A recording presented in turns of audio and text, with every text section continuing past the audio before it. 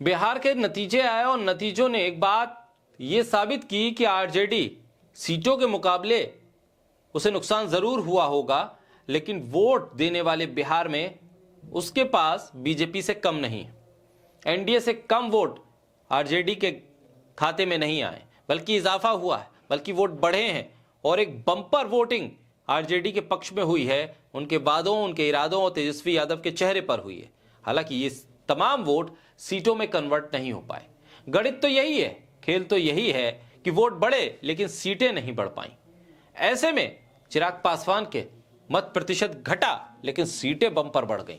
यह अजीब स्थिति है और अजब गजब चुनावी गणित है कि आप सीटों के मामले में तो हीरो बन जाएं और जब वोटों की बारी आए तो वोट प्रतिशत आपके कहीं से कहीं तक जमीन पर टिकते हुए दिखे नहीं। नतीजों पर बहस हो रही है, मतगणना पर बहस हो रही है, एसआईआर पर बहस हो रही है कि तमाम चीजें फ्रॉड हो गई। जितने वोट मतदान वाले दिन पड़े नहीं, मतगणना में उससे ज्यादा वोट निकल आ रहे हैं, तो फिर ये वोट आ कहां से रहे और किसके पक्ष के ये वोट थे जो बढ़ गए और अचानक बढ़ कैसे गए, जबकि ईवीएम तो सील पैक हो गई थी। डिजिटली आप इसमें हैकिंग के जरिए वोट को बढ़ा रहे हैं या रिप्लेस कर रहे हैं ईवीएम को, इसका जवाब अभी तक चुनाव आयोग नहीं दे पा रहा है। चुनाव आयोग देना भी नहीं चाहता है इस तरह के सवालों के जवाब, क्योंकि ये तमाम चीजें छोटी सी दिखाई देने लगती हैं जब एक बड़ी जीत के साथ कोई गठबंधन सत्ता में आ रहा है। इस सब के बीच खबर यह है कि जो नतीजे आए उन नतीजों से आरजेडी खुश नहीं और आरजेडी को लग रहा है कि कोई बहुत बड़ा बवंडर कर दिया गया है, कोई बहुत बड़ा घोटाला घपला कर दिया गया है और उस घपले को चुनौती देने के लिए शायद यह भी तय किया जा रहा है कि आरजेडी के तमाम विधायक इस्तीफा दे देंगे। कई ट्विटर हैंडल इस खबर को सूत्रों के हवाले से लिख भी रहे हैं कि आरजेडी के भीतर अब इस पर मंथन हो रहा है कि शपथ ली जाए या शपथ लेते ही इस्तीफा दे दिया जाए।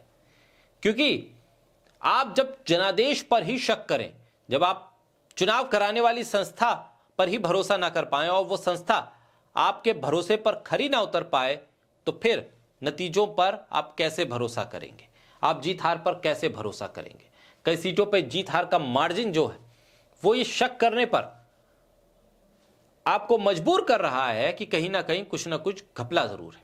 तुषार गांधी, महात्मा गांधी के पोते, वो तो लिख रहे हैं कि अब स्थिति यह है कि अब आपको या तो भगत सिंह के तौर पर भगत सिंह की राह पे आगे निकलना होगा, कोई क्रांति लानी होगी, या फिर सत्याग्रह एक रास्ता है जो महात्मा गांधी का रास्ता है। इस दोनों ही रास्तों के जरिए अब आपको इस पूरे मामले पर एसआईआर, चुनावी घपला, ईवीएम हैकिंग, वोटों का डिलीट होना, इन तमाम चीजों का सलूशन निकालना होगा। चुनाव आयोग से सवाल करना होगा, आपको सड़क पर आना होगा। तुषार गांधी भी कह रहे हैं कि इनफ इज इनफ।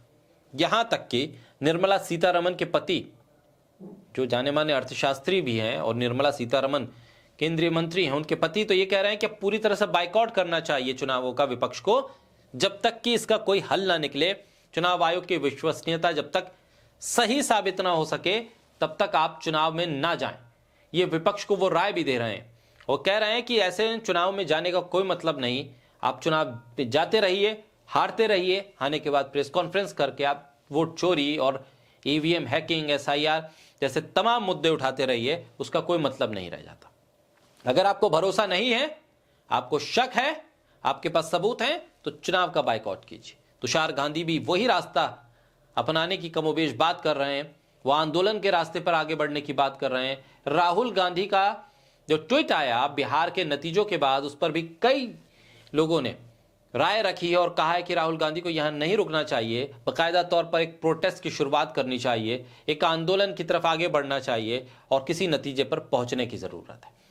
बहरहाल बिहार की सियासत में अब जो नतीजे हैं उसने कई मुद्दों को छोटा कर दिया। तेजस्वी यादव ने बेरोजगारी का मुद्दा उठाया, पलायन का मुद्दा उठाया, रेलवे जिस तरह से बिहार के लोग अलग अलग राज्यों में जाते हैं और आते हैं उनकी स्थिति का सवाल उठाया, अस्पतालों की जर्जर हालत पर रिपोर्टिंग को कोट किया।